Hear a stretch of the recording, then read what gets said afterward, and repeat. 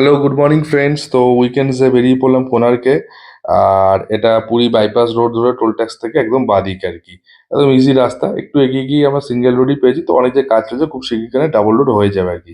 তো বলে কি, পুরী থেকে এটা 35 কিলোমিটার কোণার্ক, আর ভুবনেশ্বর থেকে 65 কিলোমিটার, মোটামুটি 1 থেকে 1.5 ঘন্টা লাগে। আপনার চালানোর উপর নির্ভর করছে। তো আমি আরামসে গেছি, ছুটির দিন ছিল, ওয়েদারও বাইরে ভালো ছিল। তো প্রথমে আমাদের প্ল্যান ছিল যে আমরা চন্দ্রভাগা বিচে যাবো, তার আগে একটু লাঞ্চ করবো আর কি। লাঞ্চটা আপনাদের আগের একটা ভিডিওতে দেখিয়েছি আর কি। আর আমরা ঢুকে গেছি কোণার্কে। মোটামুটি আমার 1 ঘন্টা 20 থেকে 25 মিনিট লেগেছে। রাস্তা মোটামুটি ঠিকঠাকই ছিল। তো যাই হোক, চন্দ্রভাগা বিচে প্রথমে একটু ফটো ফটো তুলে বিচটা মানে একটু আনন্দ এনজয় করছিলাম, আর হাঁটাহাঁটি করছিলাম। বিচটা বেশ জল, একদম সমুদ্রের জল, একদম ঠান্ডা ঠান্ডা জল ছিল। তো আমাকে অনেকে সাবধান করেছিল যে যেন বেশি জলে যেন না যেতে আর কি। তো যাই হোক, আমি একদম পাড়েই ছিলাম আর কি, মেয়েকে নিয়ে একটু জলটা একটু পায়ে ঠেকাচ্ছিলাম আর কি। বেশ ভালো লাগছিল, কিছু ফটো তুললাম। আর দুপুরবেলা বেশ খুব ভালো লাগছিল আর কি। ওয়েদারটা আর কি একটু ঠান্ডা ঠান্ডা গেছিল, বাট ভেরি প্লেজেন্ট ছিল আর কি। পুরীর থেকে কিন্তু এখানে আরামসেই আপনারা কভার করতে পারেন আর কি। তো আইটেমটা রাখবেন। আর বীজটা বলে খুব পরিষ্কার ছিল আর কি। Are very well maintain. তবে আগে থেকে বলে রাখি, আগে থেকে রাস্তাঘাট প্রচন্ড এখানে মেনটেন, চড়া আছে।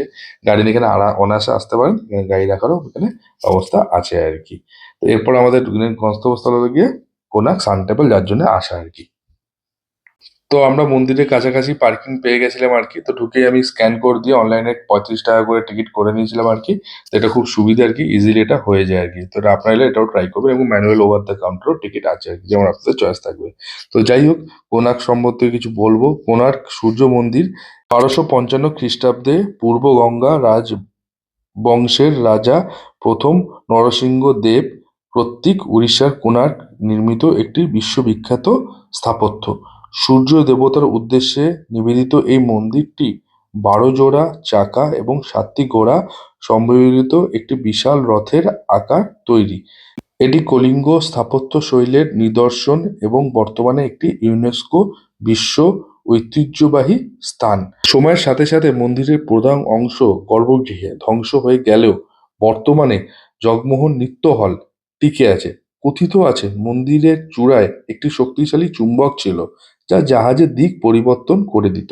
1984 সালে ইউনেস্কো একে বিশ্ব ঐতিহ্যবাহী স্থান হিসেবে ঘোষণা করে। আজকের দিনে এটি তার প্রাচীন ভাস্কর্য, সূক্ষ্ম কারুকার্য ও বৈজ্ঞানিক দূরদর্শিতার জন্যে বিশ্বজুড়ে পর্যটকের কাছে এটি অত্যন্ত জনপ্রিয় স্থান। আপনাদের ভিডিওটি কেমন লাগলো জানাবেন। দেখা হচ্ছে পরের ভিডিওতে। টাটা।